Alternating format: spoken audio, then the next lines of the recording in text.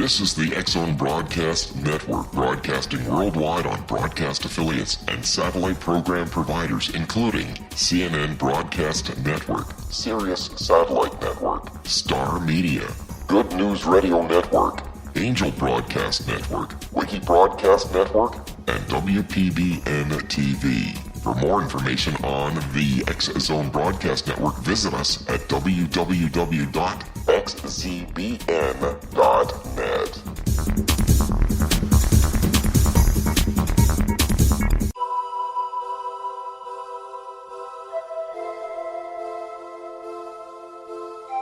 If you're a seeker, don't miss the inspiring book Shamanic Awakening, Between the Dark and the Daylight. This remarkable work chronicles shamanic counselor and indigenously trained dream decoder Sandra Cochran's 35 years of experience with diverse wisdom keepers throughout the Americas. Sandy's initiations across the British Isles, Turkey, Greece, and Egypt, combined with her knowledge of symbology, psychology, and myth, influence her dream blog and workshops. Sandy offers private readings, sacred international journeys, a meditative CD, and her book, Shamanic Awakening, to encourage you as you navigate your earth walk and create a deeper connection to yourself. Find this and more at her website, starwalkervisions.com.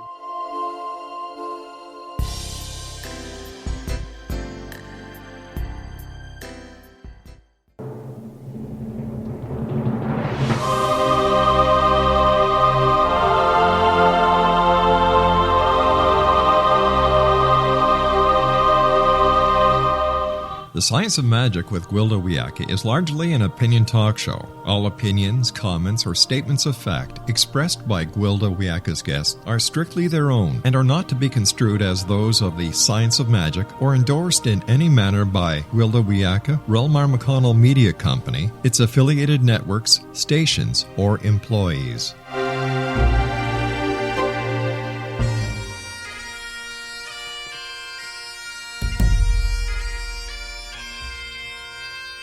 Welcome to the Science of Magic with Gwilda Wiyaka, a program dedicated to uncovering the unified nature of reality and humanity's ever-evolving place as truly galactic beings.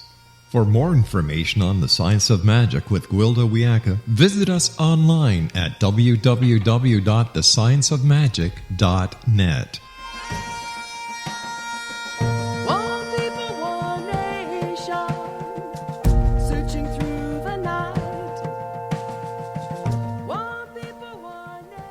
Hello and welcome again to the Science of Magic, a place where science and magic come together to transform fact into evolving truth.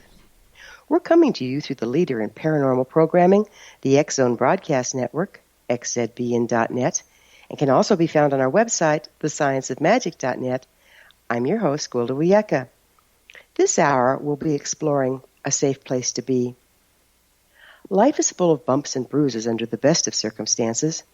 Just last week, my much-beloved 10-month-old granddaughter pulled herself up to stand using a folding chair on a slick surface. Right in front of her doting big brother's adoring mother and very protective father, she fell, the chair landing on top of her, bruising her little nose. Though we all saw it happen, no one was able to reach her in time to prevent the mishap. Her mom picked her up and rubbed the bump on the back of her head as the little darling cried, glaring accusingly at the faithless chair. Then her father did the most amazing thing. He lifted the chair in one large hand and shook it twice, exclaiming, "Bad chair." Opening the slider, he threw the chair out into a snowdrift and closed the door. "Problem solved, baby girl," he announced. It was such a novel reaction, I pondered it long afterwards. I've seen such incidences go very differently. Usually, a distraught parent says something like, "I told you not to use that chair, now look what you've done." The two different approaches result in very diverse outcomes. In the case of my granddaughter, the chair rather than the child became the perpetrator, and Daddy promptly took care of it. Problem solved, safety restored. In the second scenario, the child is made wrong and thus responsible for something well above her skill level, seeing to her own safety. If the accident was the child's fault, they need to prevent it in the future, but are too young to understand the cause. Instead of being protected, they're blamed for their own suffering. They become totally overwhelmed, and the child's sense of safety is shattered. This results in a shamanic spiritual illness known as soul loss, whereby the child disconnects from their right to be safe in the world. Very often when people suffer soul loss, particularly as a small child, they don't have the wherewithal to process or understand what's happened to them. The parent has projected their feelings of guilt onto the child, who is left believing whatever bad thing happened to them was their fault. So the first logical thing for the child is to figure out what they did wrong and avoid it at all costs. When the child doesn't understand what caused the incident, they feel out of control and unprotected, their life at risk.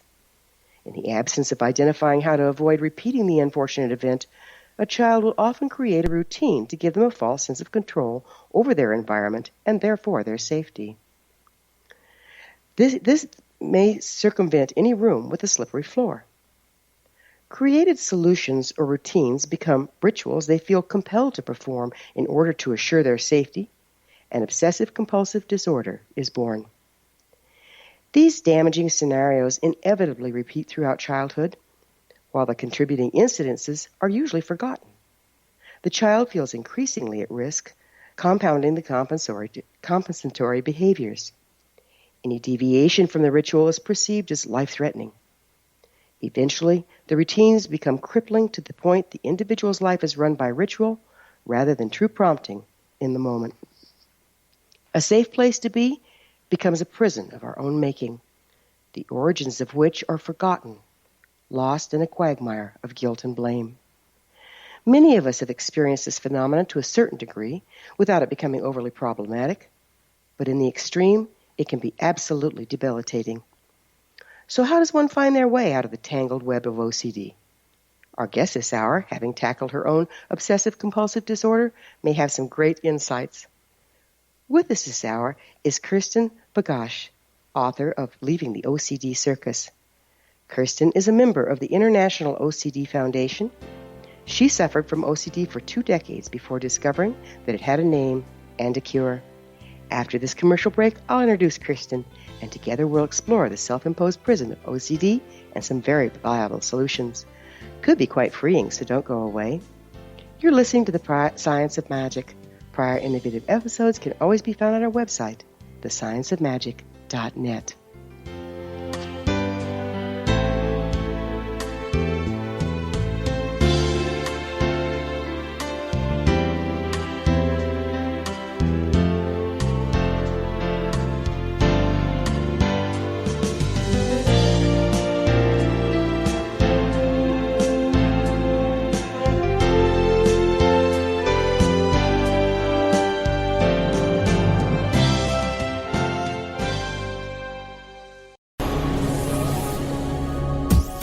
This is the X-Zone Broadcast Network, broadcasting worldwide on broadcast affiliates and satellite program providers, including CNN Broadcast Network, Sirius Satellite Network, Star Media, Good News Radio Network, Angel Broadcast Network, Wiki Broadcast Network, and WPBN TV. For more information on the X-Zone Broadcast Network, visit us at www.xzbn.net.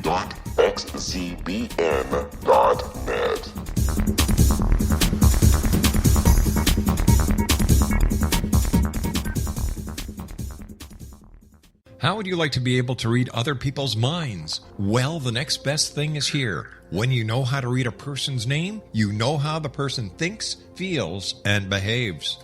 Each letter in our name holds a key to unlock our true essence. Our name contains both our gifts and challenges in this lifetime.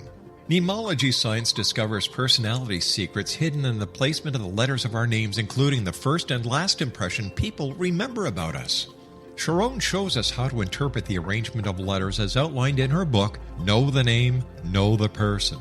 Sharon Lynn Wyeth created mnemology science after 18 years of research and testing her theories, and has supported thousands of people around the world in understanding themselves and others better. You'll enjoy Sharon's unique teachings as she shares her system to learn the gifts behind your given birth name. Even if you don't like your birth name, there are jewels in this book. If you're thinking of changing your name, ready to name your child, or wanting to get along better with others, this is the book for you. If you'd like to improve your relationships and change your life for the better, get the book today, Know the Name, Know the Person, or visit www.knowthename.com. That's www.knowthename.com. Take a step back in time and discover old Florida cuisine at Marsh Landing Restaurant in Fellsmere, Florida. Enjoy delicacies such as frog legs, gator tail, catfish, and swamp cabbage, or enjoy the more traditional cuisine such as hand-cut Angus steaks, ribs, and seafood. Join us for breakfast with a southern flair featuring sweet potato pancakes, biscuits and gravy, and much more. Planning a party? Marsh Landing's private dining rooms can accommodate groups from 8 to 80 people. While you visit, enjoy the historic pictures, artifacts, and stories that line the walls. Marsh Landing is truly a unique experience. Marsh Landing Restaurant, 44 North Broadway in historic downtown Fellsmere, or visit marshlandingrestaurant.com. Marsh Landing, old Florida cuisine at its best.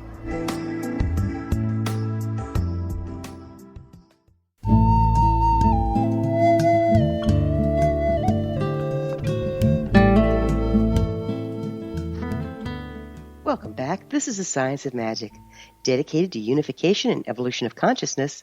I'm your host, Gwilda Wiyaka. Obsessive-compulsive disorder is a huge subject affecting an astonishing number of us. It's been misdiagnosed and misunderstood for decades. For this reason, I've decided to feature it as a subject on several episodes of The Science of Magic from various viewpoints, including the hidden magical, energetic, or shamanic aspect of the condition. Our first episode will be from the perspective of an OCD sufferer. Our guest this hour, Kirsten Pagacz, author of Leaving the OCD Circus.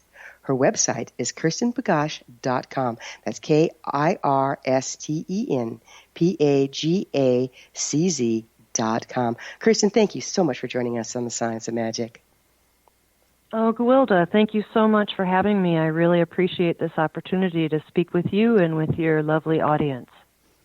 I understand you don't have a background in psychology or, for that matter, in any form of medicine. So what drew you to write a book on the psychological disorder of obsessive-compulsive disorder? Well, I was an OCD sufferer for 2 decades, and throughout the process of really becoming the victim to this condition, I found my way out. And as I was maneuvering myself and going and visiting doctors and reading books, I gathered a lot of information about getting out of the OCD prison and exactly how I did it.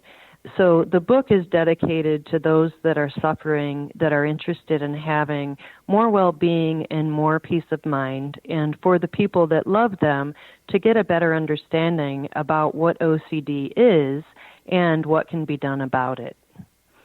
So what do you see as the gifts and limitations of what you have to offer? Well, I think the gifts are, and this is one of the ways that OCD kind of worked against me, is that I am very imaginative and communicative and a visual artist. And so in this book, I communicate on a very deep level to the reader through illustrations, through words, through pictures, to help them kind of navigate themselves out of their present condition that can be incredibly confining. So given everyone's history is different, how can a person be sure that, your experience is going to be providing what's appropriate for them? Well, I think that it's not a custom-made package. However, what I do have to offer, I think, is customizable for someone to be able to pick up some really great insights. What I like to say is insights that help people kind of whittle their own key out of their own prison. And by showing how I did that for myself, it is an inspiration to share with others how they can do it for themselves and really give them the guideposts, if you will. So would you please define OCD for us as you understand it? Sure. And OCD is so misunderstood, so I'm very happy for the opportunity to share the definition as I know it to be. OCD stands for Obsessive Compulsive Disorder, And obsessions are things that are in your mind that you wish weren't there, that have a very repetitive nature. And they're not something that you welcome. You'd really prefer not to have these thoughts. And oftentimes, to shut the voices down or to make the obsessions go away, the person with obsessive compulsive disorder may act out a compulsion and maybe temporarily get some relief from the obsessions. However, with OCD, it's lurking in the corner and always ready to come right back at you. So I spent years of my life going from obsession to compulsion, back to obsession to compulsion, and very much kind of made my whole life scope a dedication to servicing my OCD condition. And the other thing I'd like to add is that OCD has really become more of a word in our common vernacular. And when I was diagnosed, there was very little material out there about OCD, and I was very hungry to learn anything that I possibly could. And now there is so much more information available that the people that may be listening that are feeling victimized by this condition or are trying to understand it better, yes, my book is certainly available to help, and there's also many other things available to help as well. So what should a person do if they suspect they have OCD? I know that, this isn't just a is or an isn't. It's like a continuum. All of us are obsessive and compulsive to a certain extent. But what should a person do if they're kind of wondering, this is kind of over the top? Well, I think that with the OCD, there definitely is a spectrum, and there are some people that I consider them to be kind of functional with OCD, maybe not even realize that they have OCD. There might be a mantra or a doctrine that they stick by and live by, like having an incredibly clean house and maybe not being able to leave the house until things are just perfect. And oftentimes people see this as, hey, this is my life and this is just the way that I have to be. And it seems like through the material that I share, it does strike chords with people that makes them say, hey, wait a second, this does sound a lot like what I'm coping with or what I'm dealing with. So should they go see a professional? What do you think there? Well, I think that, each person is, they're going to find what they believe will work best for them, and I can offer a lot of suggestions. However, it's not a one-stop shop. There are things that people can do that can be incredibly helpful. One is to take the Y box test, which is available online. That's Y like yellow, B like boy, O like Oscar, C like cat, S like Sam. And it kind of gives a general questionnaire to find out exactly where am I with this thing called OCD, kind of how deep in the woods am I. And so that's one way that someone can get information. There's also the International OCD Foundation, which has an incredible amount of great information provided by researchers and doctors and other sufferers. And that can give you some really good insight into what OCD is.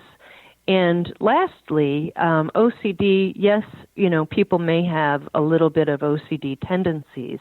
However, when you actually have the condition, there's nothing silly about it, there's nothing funny about it, and it really does take over your life and imprison you.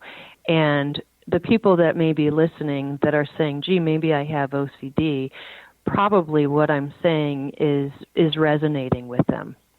Kirsten, would you mind sharing some examples of the obsession compulsion so we can get a clearer picture of what this looks like? Sure.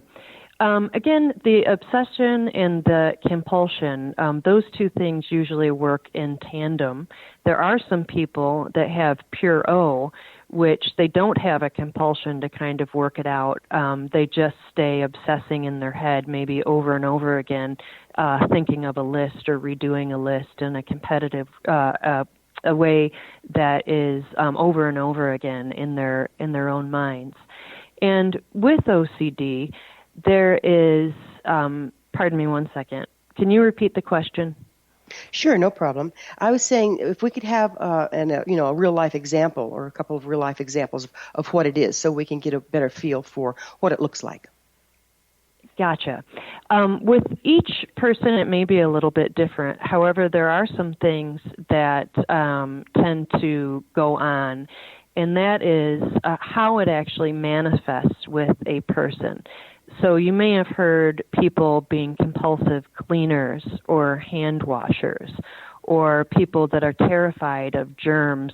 There's people even that move from state to state because they're so concerned that either they or their families are going to get an illness. And with OCD, there's always a catastrophic thing attached to it. So if my house is not clean, if my hands are not washed properly, something absolutely devastating and catastrophic is going to happen. And because it's in your own mind, it really is the voice of authority. And because the voice came to me when I was 9 years old, it had many, many years to become more and more the drill sergeant, if you will. However, even though in my book I speak directly about my own experiences, I am a checker, I am also a perfectionist, and I also have issues with spatial relations. So someone might see a picture frame a little crooked on the wall and go, oh, hey, that needs to look better. What I'm talking about is that objects and all the spaces between the objects, I felt a real need to control. And if anything was out of place, that could literally derail me for the day. So even though everyone who would read my material might not be a checker or a perfectionist, they will probably very much identify their own manifestation.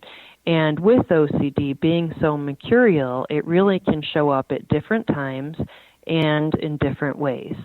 And one of the things on the International OCD Foundation website is there are some very common traits that people with OCD might have, and someone might identify with maybe something that they never even thought someone else had they could relate to. So how did you discover you had OCD? I discovered that I had OCD very far along in my illness. And I always knew I was on the weirder side, creatively speaking and artistically and imaginative and so forth.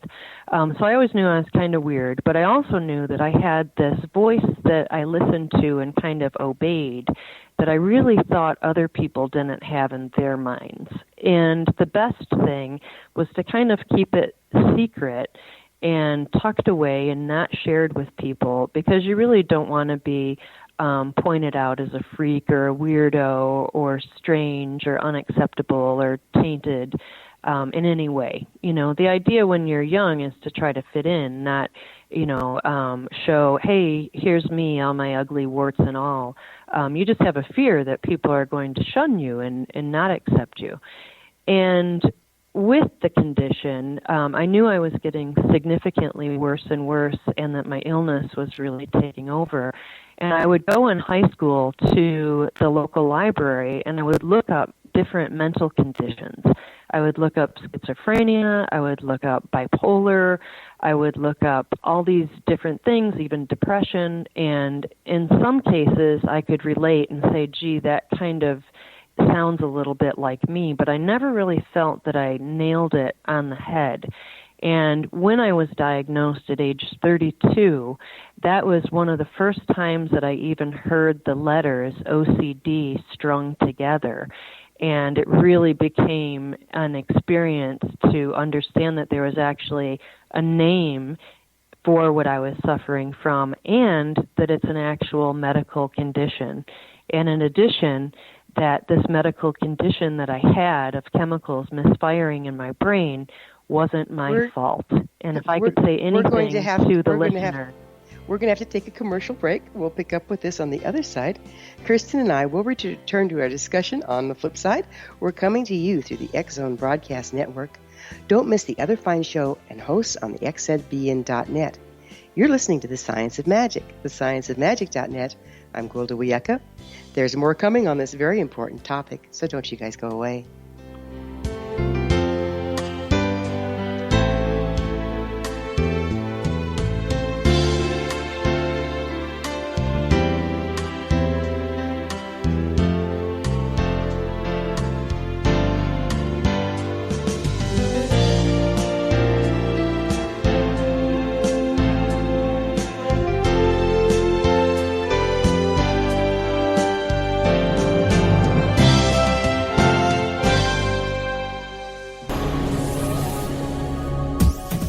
This is the X-Zone Broadcast Network, broadcasting worldwide on broadcast affiliates and satellite program providers, including CNN Broadcast Network, Sirius Satellite Network, Star Media, Good News Radio Network, Angel Broadcast Network, Wiki Broadcast Network, and WPBN TV. For more information on the X-Zone Broadcast Network, visit us at www.xzbn.net.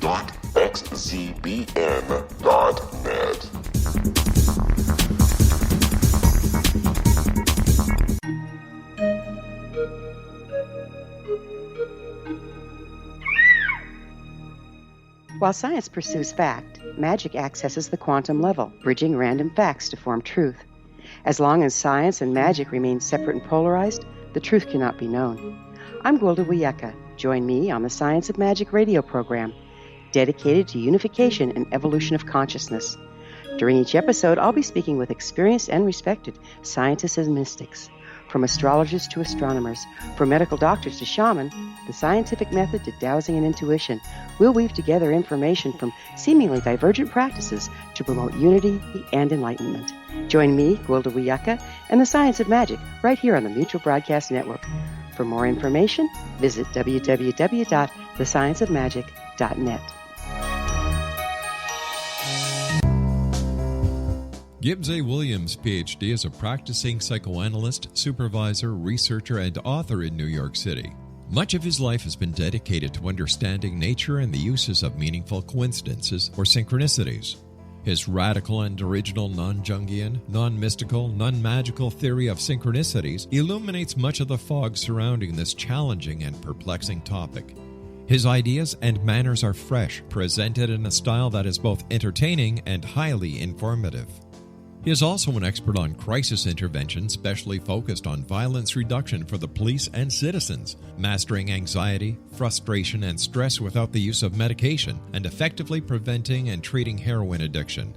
Dr. Williams can be contacted at his email address at gwwilliamsny11@aol.com or visit his website at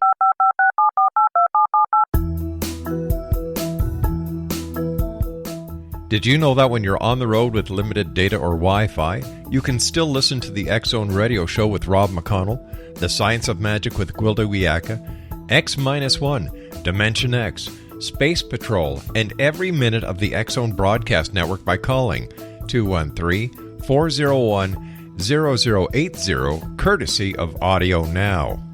No smartphone, app, or internet needed. It saves your data plan, and it's free if you have unlimited minutes.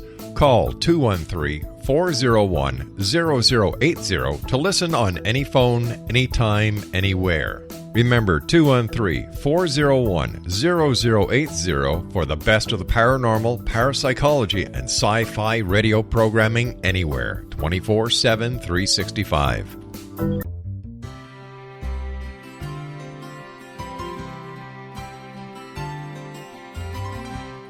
True healing must address 4 levels: physical, emotional, mental, and spiritual, for us to live joyful and productive lives.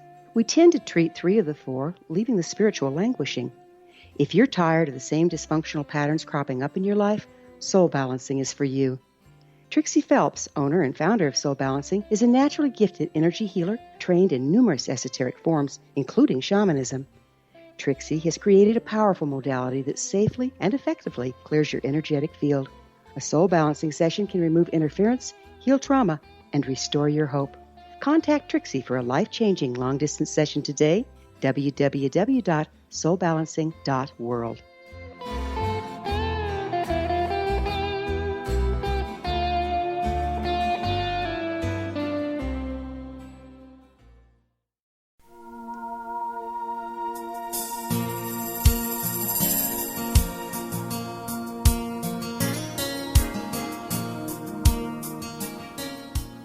Welcome back, folks. This is the Science of Magic, a place where magic and science come together to promote enlightenment. I'm your host, Gwilda Wiyaka. Our guest this hour is Kirsten Pagacz, author of Leaving the OCD Circus. Kirsten, we were talking about how what caught my attention was you said that in your case a voice started appearing in your head. Was that like an audio hallucination? What were you looking at there?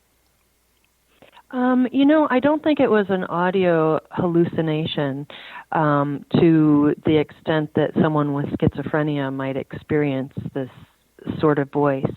For me, it started almost like a friendly voice that was offering something to do, or maybe a little bit of a game to play, like tapping my index finger on a surface to a certain number perfectly a certain amount of times. And it was kind of like, oh, okay, this is kind of interesting. I'm being offered a little exit from my reality, and this is kind of fun. I'm being set up with a challenge of something that I can actually perform. And then with this voice, it was kind of like, if I pleased the voice, then I was going to be okay, and maybe my family would live another day. And it really became the voice of authority. And these little games that I would play became much more demands and much more drills and things that I absolutely had to do, no ifs, ands, or buts.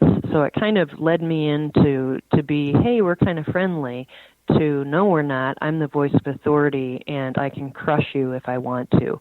And this voice became completely a mental bully that just ripped down my self-esteem, my self-worth. It was absolutely a painful existence. And I know people with OCD experience similar pain. And my mission is really to help them, free them, and give them some succinct ideas and tips and techniques of how they can successfully take down their own mental bully, so they can get to a more joyous life much faster than I was able to get to mine.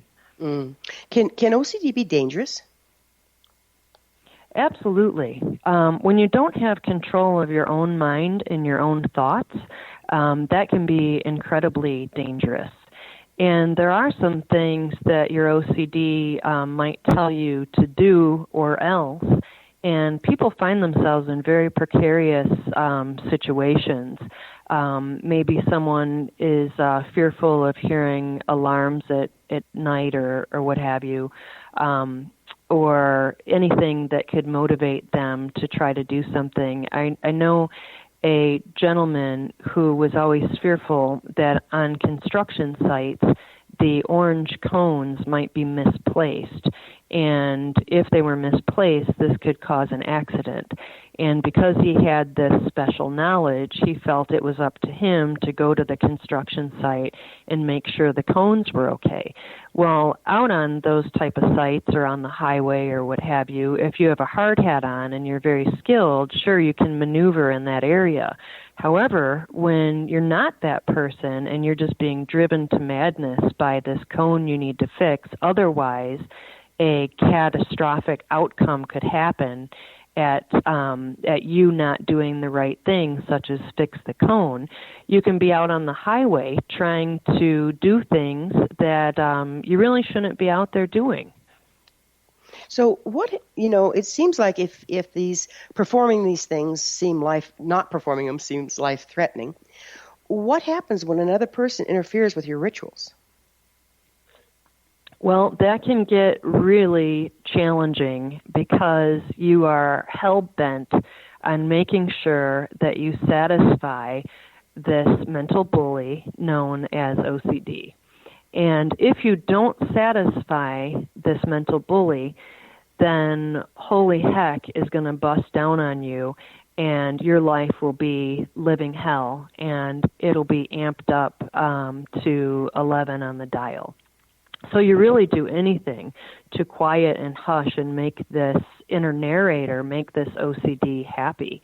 And if someone says, hey, we're not going to go that way, we need you to be flexible, we need you to go this way, you can really feel like a spaghetti noodle uncooked that breaks in half. And you really get rushes and surges of fear and anxiety racing through your body, and heart palpitations and obsessions, and your world starts spinning. And you'll do anything to make it stop, hence the compulsions, hence the name of my book, Leaving the OCD Circus, when I came up with the title, it wasn't the circus of fun clowns and cotton candy and a good day with your family. It's the hellish, nightmarish circus. And we do such crazy things to try to turn that volume down, try to turn that off. And without proper care and tips and techniques, it's very challenging to get that voice to quell. What have you found is your greatest personal challenge with living with OCD? I think one of the things was to realize that it was going to be with me forever, and it was something that was going to be up to me to manage properly. And oftentimes I say it's similar to someone who's diabetic. You don't usually stop being diabetic, but you do learn things to manage it. And so maybe they would like to be around sugar just like everybody else, but because of this special condition, they need to manage their life and everything in it to help and reinforce their well-being. So it's kind of like, gee, I've got this thing, I'd really rather not have it, but reality is I do have it, and I need to manage to it. It seems like living with somebody with OCD would be very difficult because their life is so dominated. It would be very interfering in the flow of yours. What can you tell us about the difficulties faced by a person living with somebody that has OCD? Well, often OCD kind of takes over and really kind of dictates how everything is going to go down in the household. And sometimes family members, unaware, they think that by servicing the OCD and not challenging it, that's the way to go to keep the peace. And actually, on the contrary, there's things that you do that may not feel good in the beginning, but create a more healthy space and environment. So if I could say anything, it's that kind of like weeds can take over a yard and just run rampant. That is how OCD, that is how the nature of it can take over families, school, relationships, and oftentimes people just really retract because they don't know how to cope with everything that's kind of consuming. Right, because when an OCD sufferer has to have such control over the environment, everybody else in that environment ends up suffering with them, don't they? Yes, very much so. And what happens is there's a lot of confusion and oftentimes a lot of anger and just emotions that are hard to sort through, especially when you don't know what's going on. And I would say the first step in awareness is understanding the nature of OCD and what is actually taking place. And it's just like anything else in life. Once you realize, going back, Gwilda, to your story about the chair, once you realize, gee, this chair is dangerous and this poses big difficulty and we need to do something about it, just getting that knowledge of what is going on is the first step. I've got a tough question for you here now. How do you see your OCD as having benefited you? Well, I would say I've been to the pits of my own darkness, to the pits of my own fear, to my own mental dungeon, nightmarish circus. And I work incredibly diligently to be on the other side, which is to have a bright, happy, expansive, joyful life, because I know the other side so well. So throughout the day and throughout the rest of my life, I consider myself on a wellness campaign on every level, because there is no way that I'm interested in going back to how unhealthy I was. And I'm so strong about wanting positive and joy and goodness, and I so much want that for my fellow man, child, woman, whomever, that I want that same freedom and that same joy for them. And so I'm really an advocate and really a fighter to help people get that mental bully out of their way so they can get to a much lighter, brighter existence. Well, I commend you on a beautiful job of transmutation. It's a wonderful service in the world. I really don't think we recognize how rampant OCD is in our society. Do you? No, and I think that it's actually underreported, if I had to guess. The stats on it, at least the last time I checked, were 1 out of every 100 adults. And to me, that sounds incredibly off, because when I was writing the book and sharing with people and really getting myself out of the OCD closet and opening up and letting people know of the challenges in my life, I would hear other people secretively say, gee, this sounds like a great book for my dad, or gee, this sounds like a great book for me, or this kind of sounds like my brother. And a lot of people had just one degree of separation from someone that they knew that suffered from this horrible anxiety disorder, and were very interested in getting their hands on the material to either understand it better themselves or to help someone in their life get to a better place. So I'm going to say that it's a lot more than 1 out of 100. And the challenge about OCD is that there is such a secretive nature about it. And so it takes a lot for someone to say, hey, I'm going to open up this door and share with people this disorder that's, bringing havoc to my life. Oftentimes, just like people in an abusive relationship, they do everything they can to keep everything, under the radar, if you will. Well, it seems like also it's not as obvious as some disorders because, okay, so somebody's a neatnik. If you're not speaking about the quiet obsession in your head, the behavior can just be of somebody that's very precise and tidy. Yes, and oftentimes it looks actually good on the exterior. My OCD went into a shadow syndrome, which is frequent for sufferers. And I spent my later high school years being completely obsessed with my weight and very hard on myself of what I would allow myself to eat or not eat. And my OCD convinced me that for me to be loved and to be accepted, I needed to be thin. And so thin was what was on the bullseye and what I needed to achieve. However, the unrelenting nature of OCD is I would lose 10 pounds, and OCD would say, we're going to have to take another break. I'm going to pick up on shadow syndromes on the other side. Kirsten and I will be back shortly, so don't leave us now. This is The Science of Magic, thescienceofmagic.net, the place where altruistic professionals of science and the esoteric create common ground for the betterment of our world. We're brought to you daily by the leader in paranormal, spirituality, and alternative health programming, the X Zone Broadcast Network, xzbn.net.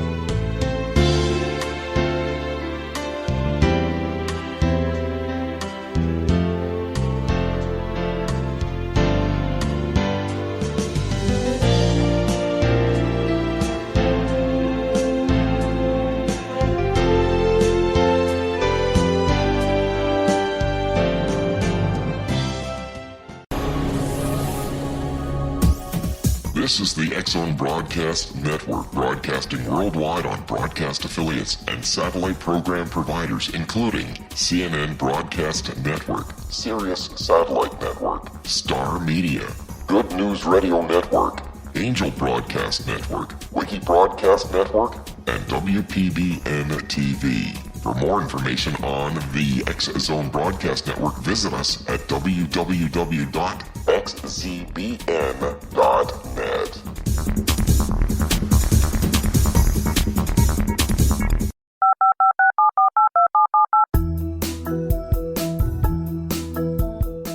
Did you know that when you're on the road with limited data or Wi-Fi, you can still listen to the X Zone Radio Show with Rob McConnell, The Science of Magic with Gwilda Wiyaka, X-1, Dimension X, Space Patrol, and every minute of the X Zone Broadcast Network by calling 213-401-0080, courtesy of Audio Now. No smartphone, app, or internet needed. It saves your data plan, and it's free if you have unlimited minutes. Call 213 213-401-0080 to listen on any phone, anytime, anywhere. Remember 213-401-0080 for the best of the paranormal, parapsychology, and sci-fi radio programming anywhere, 24/7, 365.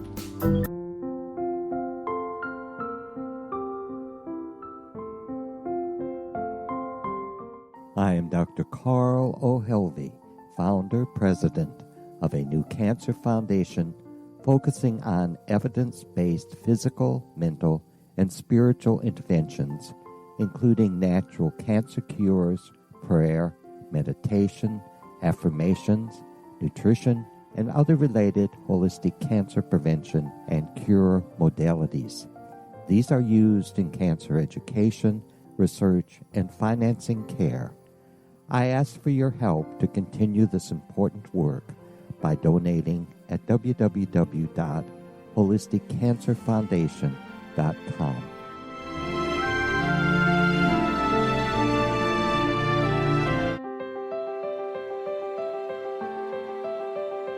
Wouldn't you love to know the secret to everything? I'm Dr. Kimberly McGeorge, and on The Secret to Everything, we will merge the practical with open investigation into all realms of the mysterious. We will talk to cutting-edge alternative health practitioners, those who inspire and motivate you in business and life, and of course, we will share stories of the paranormal, conspiracy, and cryptozoology. You will transform because of the frequency I carry, the frequencies my guests carry.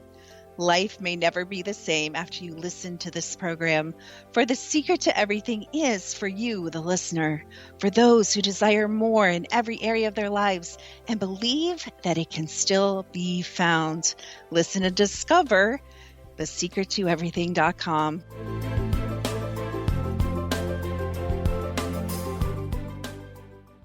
Little children aren't the only ones afraid of the dark. Millions of soldiers return from war zones with PTSD, anger, frustration, fear, and loneliness, much of which surfaces during the darkness of the night. You have the chance to change the lives of these American heroes. Songs and Stories for Soldiers.us provides free MP3 players for these men and women. With a list of 3 million songs in 16 different styles, 100,000 audiobooks, and 30,000 old-time radio programs, every veteran can find something to soothe and comfort them at no cost. All our players contain an 8-hour audio program designed to help veterans fall asleep. With 1,500 plus vets now participating, it's our goal to deliver 10,000 audio players this year. Go to our website at songsandstoriesforsoldiers.us. Help us help a veteran make it through the night. You're listening to the X-Zone Broadcast Network, www.xzbn.net. Welcome back. This is the Science of Magic.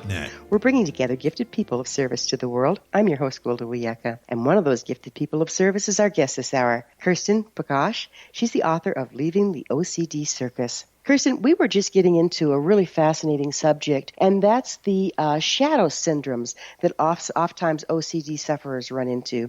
Would you mind sharing more about that? Sure. When I was in high school, I suffered greatly from anorexia. And the whole thing for me was that to be acceptable or to be loved, that I needed to be thin. And so OCD really did a number on me and would say, hey, you'll be loved and, people will care about you, but you really need to lose some weight. So how about losing 10 pounds? And then I would lose 10 pounds, and then OCD would come back very viciously and say, well, you're still really kind of fat, so 10 pounds really isn't enough. You need to lose another 5 pounds. And I kept staying on this cycle over and over again and believing this voice that I had to be thin or else, all love would be lost and I would be disgusting and nobody would want to be with me, that I got down to 98 pounds and I'm about 5'7".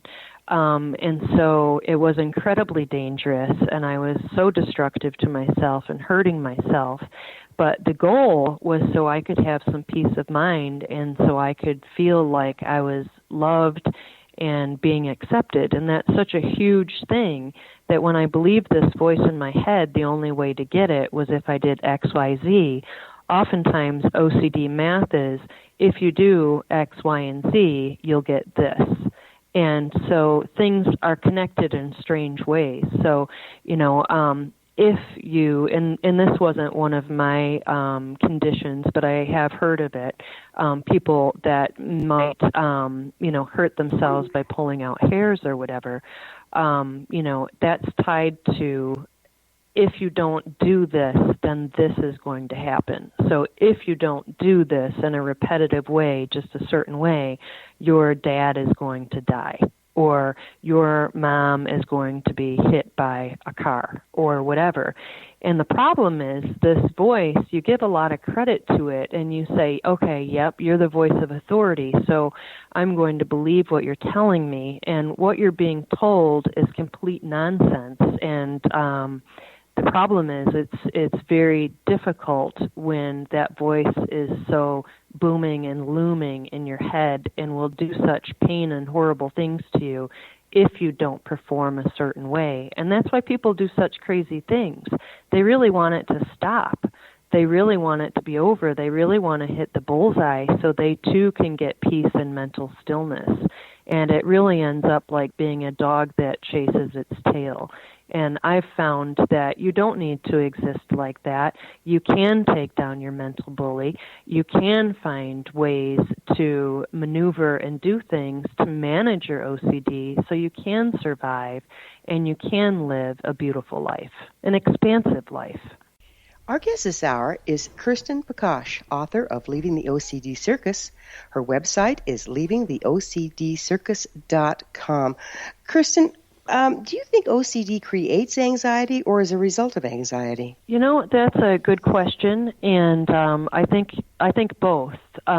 OCD is an anxiety disorder, so it definitely fits into that category. It's also a medical condition where you have a chemical imbalance, and so it's very debilitating. Because anybody suffering from anxiety, you know how tough that is, OCD or not. But at the same time, because you're trying to hide this abuser, you're trying to keep it a secret and just try to keep yourself functioning, oftentimes it causes a lot of anxiety because you're holding in the secret and almost living a double life. I had my external person that did well with my career and so forth, and then I had the internal person that I didn't share with anybody that was a complete wreck. And when you're kind of being split in two, that causes tremendous anxiety within yourself. You don't feel like you're one complete. You feel like you're divided, and it is a very rough existence. It sounds awful. So what causes OCD? Do they know? Well, there's a lot of different studies that have been done, and the best knowledge that I have is that it can definitely be through your DNA. So it can be from the nature, if you will, of the nature and nurture equation. And then also the type of, nurture that you had. Oftentimes, OCD can kind of be an escape route. And for myself, for instance, I believe that OCD was heavily on my dad's side of the family. I believe that he had undiagnosed OCD for his lifetime that I knew him, which led to very heavy drug addiction because you really try to pacify yourself from how horrible you feel. And so with my childhood, it was very topsy-turvy. There was not a lot of stability. It was rough going. And OCD for me offered a little bit of an escape route, a little bit of an oasis, if you will, where I could control things and make my world feel more stable. I found the first step in overcoming a thing is first becoming a witness to it and observing yourself doing it. Would you mind speaking to this from your personal experience with OCD? Absolutely. When I was diagnosed with OCD, it was with a doctor specialist who was very kind and wonderful and did so many things that were incredibly helpful to me. So I was very blessed by being connected with him. And one of the things that he did was offer me ways to kind of separate from the behavior and kind of look at it as an observer. And I actually would take notes on myself during the day every time that OCD would take place. And we reviewed those notes, and I was shocked how pretty much all of my time was being consumed with this. And that was called homework. It seems like time loss is a big part of OCD, isn't it? Oh my gosh, yes. You are robbed of time, and that's one of the reasons that I'm so determined to help people, is because time is your life while you're here on this planet, and you should not have it robbed from you by a medical condition that's an unrelenting bully. Life is just way too short, and to be robbed of time and robbed of your peace of mind is not fair. Is there any known cure for OCD? Well, I think that cure is a pretty heavy word. I think that there are incredible tools that you can get access to help you with OCD.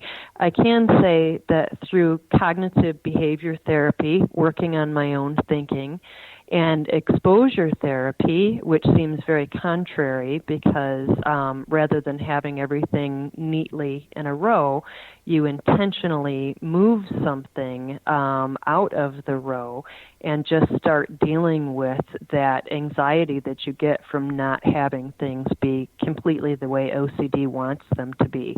So the route to freedom is really through the obstacle, if you will.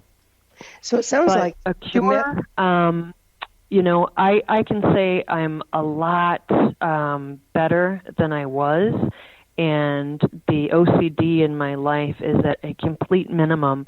And when it pops its ugly head up, I've learned ways to recognize it immediately and label it for what it is, rather than being swept up into some trance of obsessions and compulsions and not being able to find my way out. It sounds like the methods offered are replacing the debilitating rituals for something less limiting. Do you find you have a tendency to become obsessive over the techniques? I don't. I think I spent so much of my life being obsessive and being, a cat on a tin roof that I really try to keep myself in check and kind of check in with myself and see where I am. And if something's getting me too dialed up or too anxious, that gives me an opportunity to look inward and say, okay, what's going on here? And almost play my own doctor, if you will. It's almost like I have to wear a little white lab coat and take a look at myself and say, hey, self, what's going on here? And start identifying what is the stimulus and what is my response. So have you found a creative way to personally channel your OCD? Absolutely. And I think that having access to my imagination and to my creativity is really terrific, because that's where I enjoy being artful. And having access to that in ways that are helpful to both myself and other people is wonderful, rather than having it work against me, if you will. So you can take all that energy and be of service to yourself and to the world. That's beautiful. Absolutely. And I think, too, through the book, it's almost like I offer breadcrumbs out of the dark forest through my artwork, through my words, poetry, and so forth, to help people really navigate their path out of this miserable condition. So, in parting, what would you say would be the most important first step for an OCD sufferer to get hold of their situation in their life? I think that gaining awareness about what OCD is, that it is truly a medical condition, it is truly a chemical imbalance, and it is not your fault, is primary. And start learning about, well, what is OCD anyway? And awareness is the key, and Kirsten, understanding thank you is also. Thank you so much for being with us. Our guest this hour has been Kirsten Pagacz, author of Leaving the OCD Circus. Her website is leavingtheocdcircus.com. As always, I love to hear from my listeners. If you want links to more information on shamanism and OCD, have any comments or topics of interest to share, please email me at info@thescienceofmagic.net. This has been The Science of Magic. Until next time, dear ones, may you be blessed with knowledge, comforted with love, and always have a safe place to be.